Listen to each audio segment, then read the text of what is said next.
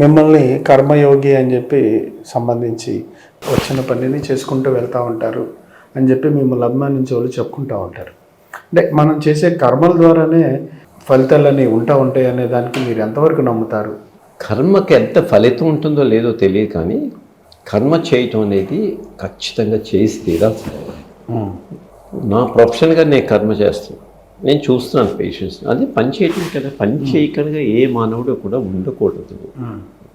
పని చేసిన వాడు ఆ సమాజానికి డెఫినెట్గా చాలా ఉపయోగపడతాడు.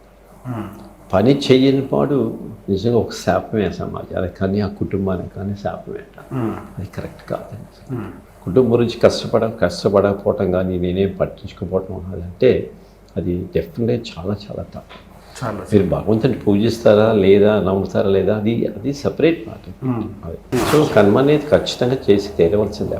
అంటే కర్మ ఫలితాన్ని ఆశించిన ఇది చేస్తే ఇవాళ నేను గుడిలోకి వెళ్ళి ఎవరు కూడా భగవంతుడి నేను నాకు డబ్బు వేసాను, లేకపోతే ఏదో ప్రజెంట్ చేశాను, లేకపోతే ఇక్కడ ముస్లిం అనుగ్రహంగా అక్కడ ఉన్నటువంటి దాంట్లో వాళ్ళందరికీ నేను చాలా డబ్బులు ఇచ్చాను, నాకు అంత పుణ్యం వచ్చేస్తుంది అంటే అది ఏమీ పుణ్యం రాదు. అట్లా భగవంతుడికి కావాల్సింది నీకు ఎంత డబ్బు ఉంది, నువ్వేం చేసావు, ఎన్ని పుణ్యాలు చేసావు, ఎన్ని పూజలు చేసావు, ఇవన్నీ అక్కర్లేదు భగవంతుడికి.